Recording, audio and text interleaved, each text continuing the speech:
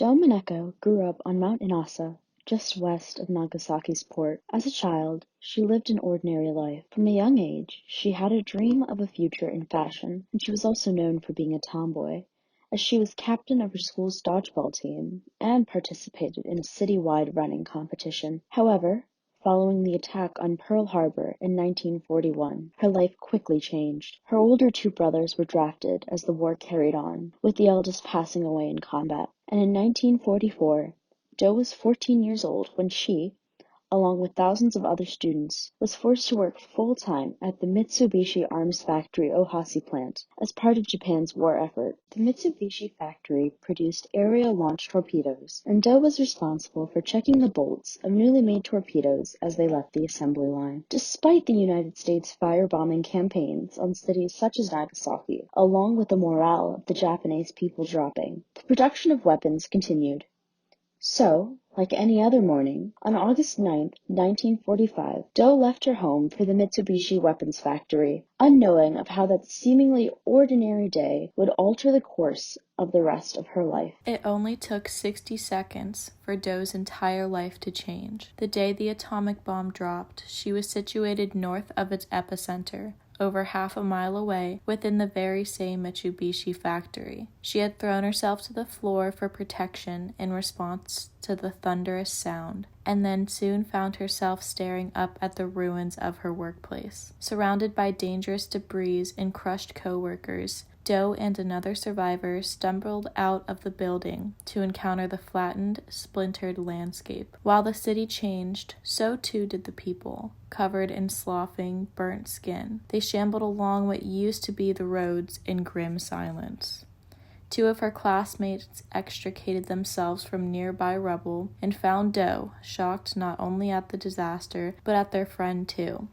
They planned to run for the hills, but Do, suddenly feeling weak, stayed behind. Now alone, she forced herself through exhaustion to a ruined Buddhist temple, and then to railroad tracks already littered with the dead and dying. She collapses and at last realizes what startled her friends.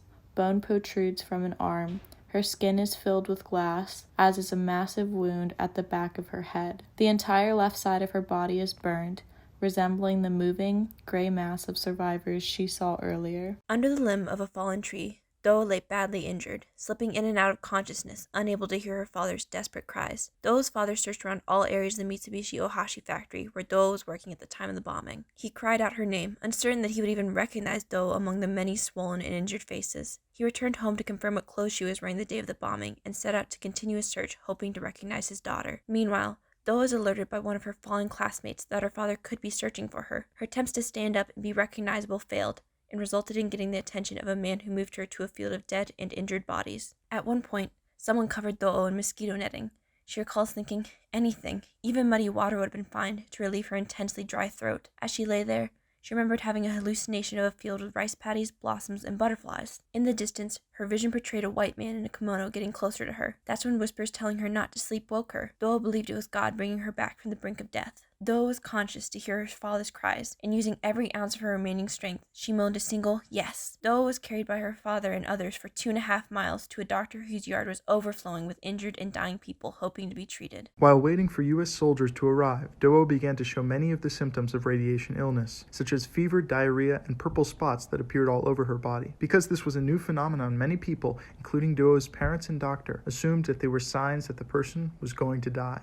Do's parents were advised to feed her well and let her go. And because they had no rice, they gave her sweet potatoes that they grew at their house. Her mother had to mash the potatoes and spoon them into her mouth because Do's mouth was so inflamed. Everything, including the crematorium, had been destroyed in the blast, so Do's father had collected firewood and kerosene for Do's death. Do-O's family would painstakingly take care of their daughter by tending to her wounds and carry her to and from Dr. Miyajima's house for weekly appointments. Eventually, Do-O began to strengthen and was able to move. Despite her remarkable recovery, Do-O was embarrassed of her wounded face and inability to grow back her hair. Because of this, Do-O would isolate herself from the world and only allowed some family to see her. She sat alone in her room and terrorized herself by inspecting the scars and bumps on her face, hoping for improvement that did not come. She was distraught when she learned the news that the 2 friends she had been with the day of the attack had died. That coupled with her isolation, made her question her will to live. Do-Oh believed that her disfigurement made her unworthy of living and asked why she had survived and not her friends. In the late 1940s and early 1950s, many hibakusha, including Do, were invited by the ABCC, or the Atomic Bomb Casualty Commission, to undergo physical examinations and provide information about their location, distance from the hypocenter, and physical symptoms they experienced following the bombing. Although this was a joint commission between the Japanese and Americans, many felt pressured to participate as they viewed the ABCC as an offshoot of the U.S. military. In Do's experience, foreign doctors examined and photographed her physical injuries, then sent her home without treatment or any kind of support. She, along with many others, was hugely disappointed and angered as the American scientists imposed an identity of research specimens on the survivors. Do felt violated as she exposed her body in hopes of receiving medical attention. Instead, she was used for research purposes only without being provided any kind of medical care. This resulted in a collective feeling of dehumanization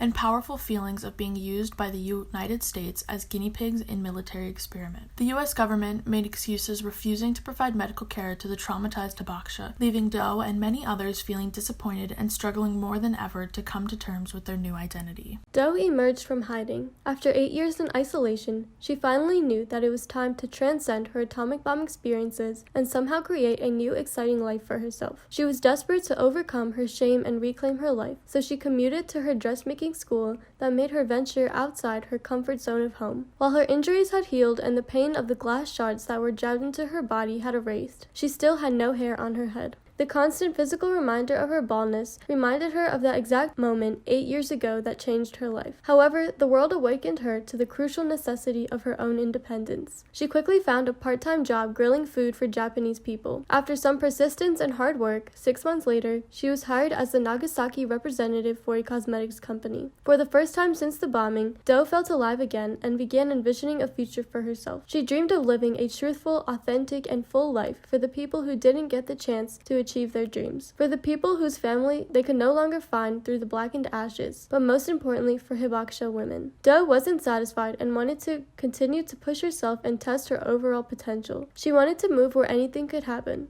the large city of Tokyo. Her goal was to try and use the life she had been given for herself and for her friends who had died in the bombing. After another 12 years since coming out of isolation, her hair finally grew back enough for her to feel free of judgment to start a life in Tokyo. She worked for long hours, and after 17 years at Utena, she became the first women executive in the company. Through her hard work, Do was able to purchase a small house around central Tokyo that showcased her proof of life and the results of her efforts. In 1985, Do received a life-changing letter from her childhood friend Matsutsu Hiroshi, telling her that he was still alive and encouraging her to speak out about her bomb experiences. His famous artwork from the night Do was operated on inspired her, and Do returned to Nagasaki to reunite with Matsuzo. After this transition, Do began to speak out regarding her atomic bomb experiences through joining the NFPP after enrolling in classes to learn of the effects of the bomb at Nagasaki University. When calling for action in terms of peace being reached and bringing an end to all nuclear warfare, Do commanded sensitivity, heart, and strength from the school-age audiences whom she empowered. She was also widely known for her striking sense of fashion, which she sported to her Kataribe talks, which many people opposed. Yet, when confronted, Do would simply respond, "There is no rule that says hibakusha should all dress the same.